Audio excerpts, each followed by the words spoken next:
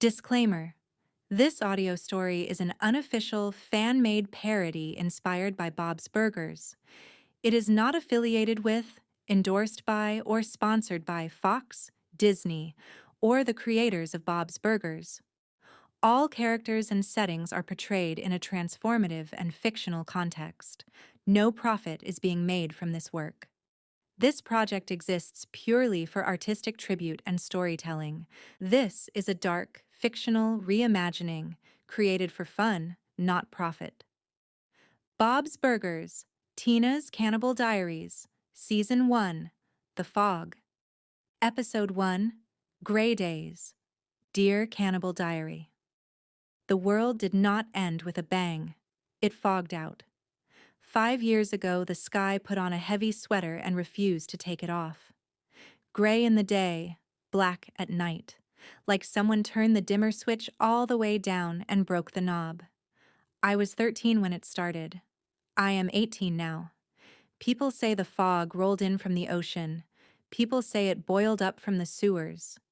People also say it tastes a little like pennies if you lick your lips too much. That is true. Things still happen in the gray daylight. Mail gets delivered. The carrier rings a bell that sounds like a bike in a haunted movie. The carrier walks fast and does not stop to talk. Conversation is for the light hours, which are still dark, just less dark. Once a week we get a flyer from the Fog Council reminding everyone to boil water, to report rats, and to keep all knives registered.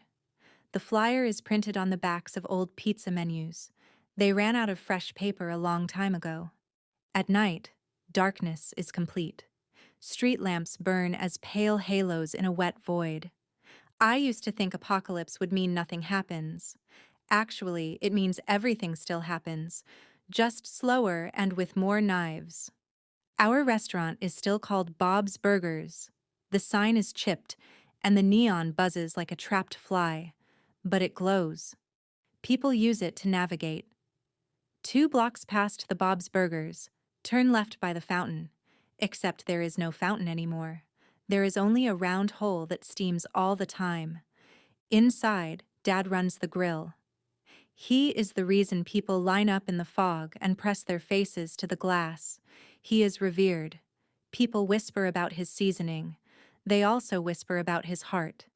They say he puts love into the meat, and that makes it less like what it is. I watch him. He does put something in. I do not know if it is love or stubbornness. He refuses to let taste die. In a world that eats people, Dad forces flavor to live. That feels like resistance, even if it is salty. Mom runs the room. She now calls the place the House of Meat. She sings before meals.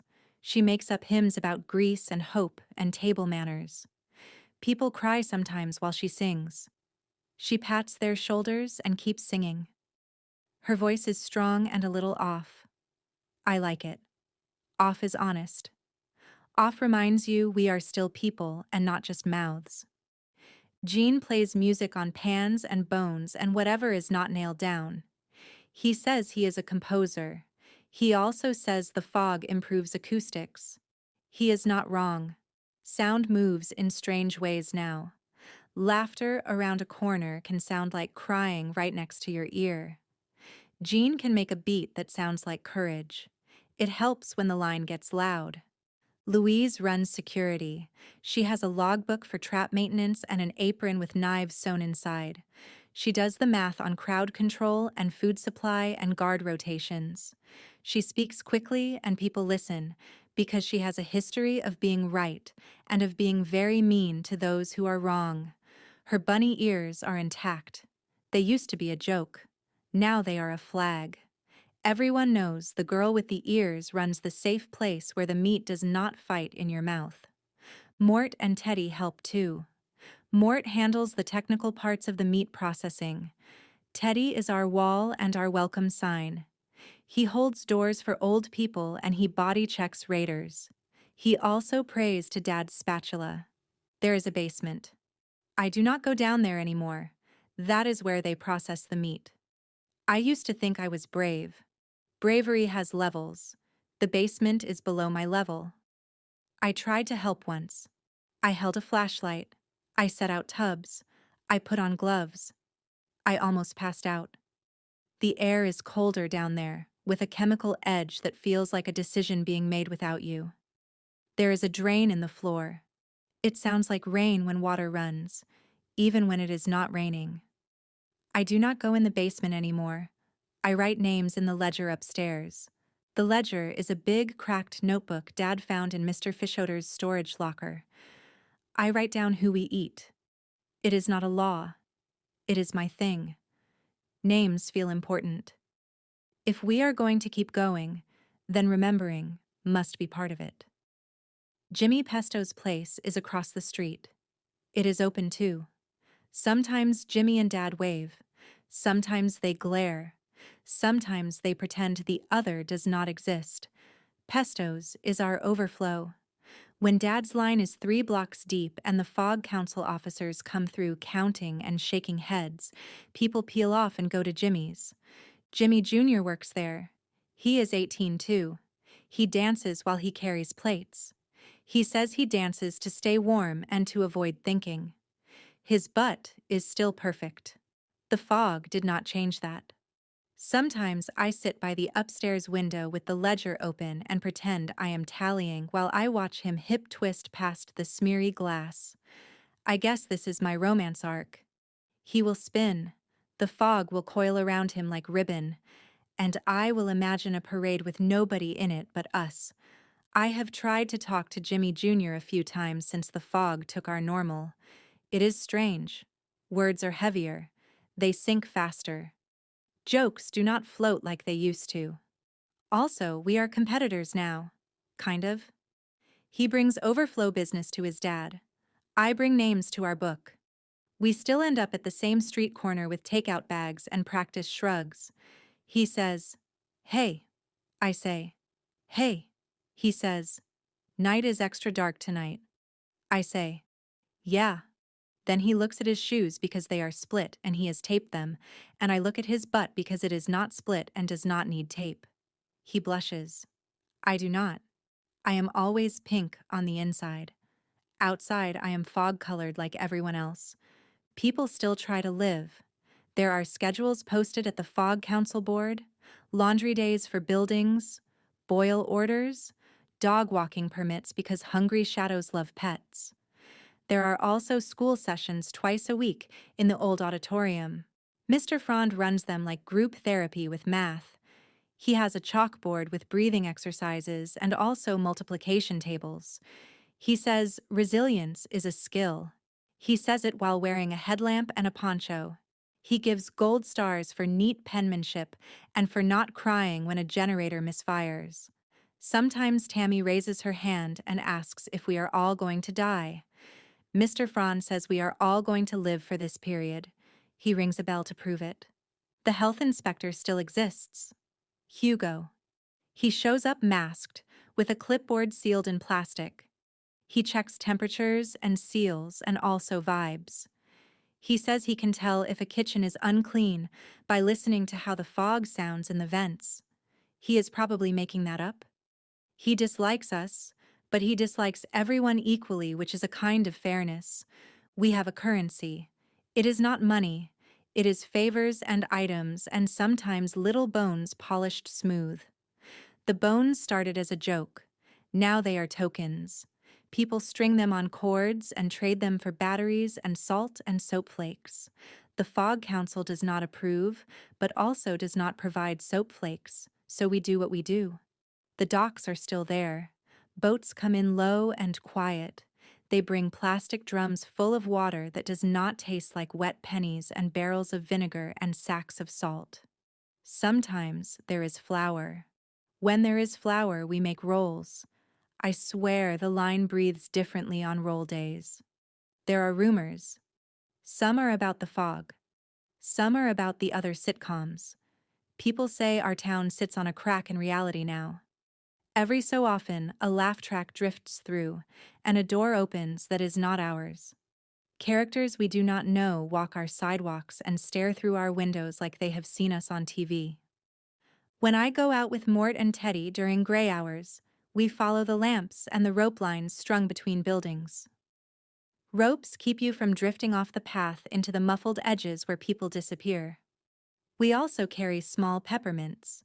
The mint covers the fog taste for 1 good minute, and that is worth something.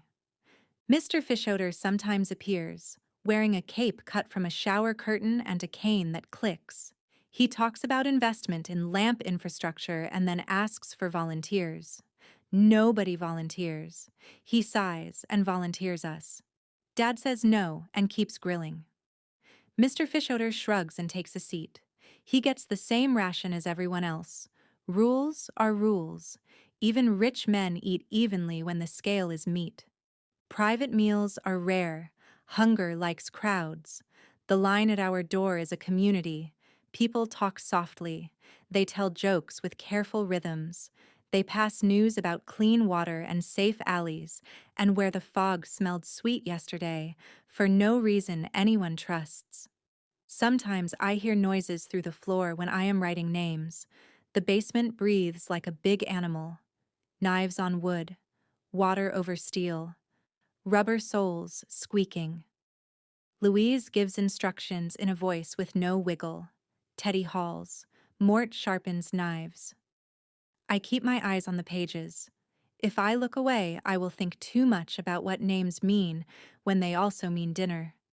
Dad flips and salts and flips again, and adds a slice of something pickled and sets the bun at an angle that says he remembers diners and tips and reviews, and the part of life where taste was about joy, not proof of life. We still have Coochie Kopi. He sits by the register. The light went out long ago. I pretend it still glows. I am supposed to write about death in here. People are dying. They die quietly in hallway corners with blankets over their legs, and they die loudly in alleys with fists up, and they die on boats and roofs and in chairs with tea next to them. The fog is not mean. It is an indifferent killer. Hunger is mean. You can still fall in love. It is slower, but also heavier. Jimmy Jr. stretches by the door at Pesto's before a shift. He leans into the fog and it wraps his legs, and I notice every muscle because there is not much else to notice except knives and lines. He practices turns on wet concrete and does not slip. I clap once without meaning to, and he hears it like a pebble in a pond. He looks up. He waves. I wave with my whole arm, which is embarrassing, but also an honest measurement of my interest. He smiles.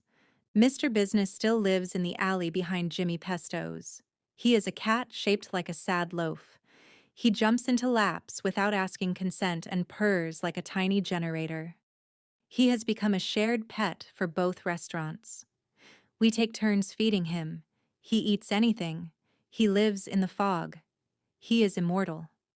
This is my official stance. The docks have water barges and salt sacks and rumors of clear horizons. People say out there, past the lamplight, the fog thins. People say sunsets still happen somewhere like fancy desserts. Captain Marshmallow says she saw stars last month. Stars. She might be lying. I hope she is not.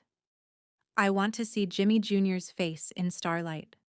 You cannot write that in a town meeting, but you can write it here.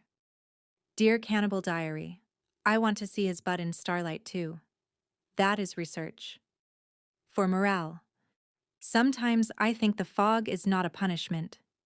Maybe it is the earth putting us in timeout. Sit quietly. Think about what you did. No sunlight until you can say why you deserve it. Until then, we live like this. We sharpen knives and we salt. We boil and we breathe. We tie knots and blow on coals and hold ropes in the street.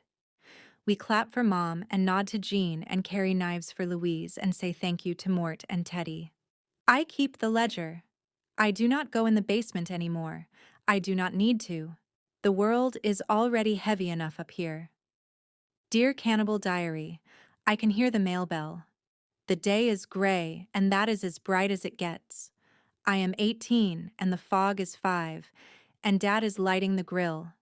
Hungry people are gathering outside in careful lines, their heads bowed, not in worship, but maybe in something like it.